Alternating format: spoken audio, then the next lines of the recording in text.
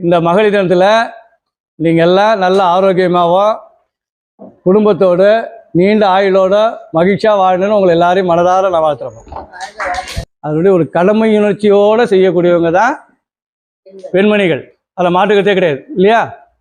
அதுக்கு தான் நம்ம சொன்னோம், பெண்மணி தான் முதலமைச்சராக வரணும்னு நம்ம அன்றைக்கி சொன்னோம். ஞாபகம் உங்களுக்கு?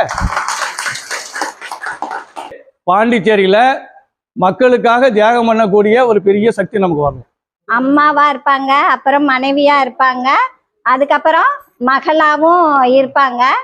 பெண்கள் எல்லாம் என்ன பண்ணாங்கன்னா, எங்களுடைய வேலை நேரம் குறைக்க வேண்டும்ன்றதுக்காண்டி ஒரு போராட்டம் 1908 நடத்தினாங்க.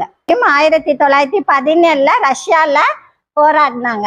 1975 ஆண்டு மார்ச் 8 பெண்களுக்கு அந்த ஓய்வு நேரத்தை குறைத்து அவங்களுடைய உரிமையை பெண்கள் நிலைநாட்டிய நாள் தான் மார்ச் 8. அதை தான் நம்ம மகளிர் தினமா கொண்டாடுறோம். நம்மளாம் அவ்வளவு மென்மையான மக்களா, மென்மையான பூக்களா? நான் எங்க போனாலும் ஒரு விஷயத்த மட்டும் சொல்லுவேன், அதுவும் எஸ்பெஷலி இந்த பெண்கள் அப்படின்னு வந்துன்னா, அதுவும் நம்மளோட RLV MMK இருக்கிறவங்க ஒவ்வொரு பெண்ணும் மிக மிக மிக சிறப்பானவள். சரியா? உங்களை நீங்க நல்லா கொண்டாடுங்க.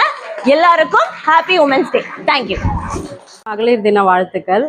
எல்லா இடத்துலையுமே மகளிர் தினம் கொண்டாடிட்டு இருப்பாங்க. ஸ்கூல்ல எல்லா இடத்துலையுமே கொண்டாடிட்டு இருப்பாங்க. சார் சொன்ன மாதிரி நம்மள ஒரு பெண் முதலமைச்சரை சார் உருவாக்க முடியும். அது எல்லாமே உங்க கையில தான் இருக்கு. உலக மகளிர் தினம்.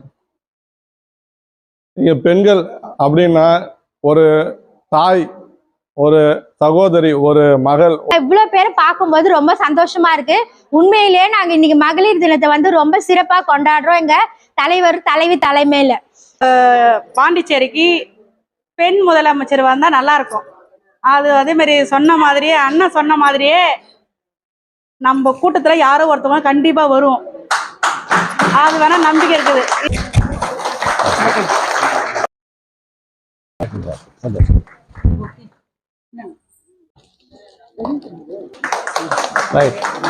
உண்மையிலே இந்த விழா இன்றைய நாள் டைம் ஸ்பெண்ட் பண்ணி மகளிருக்காக, மகளிருக்கு முக்கியத்துவம் கொடுக்கறது ஐயா தான்.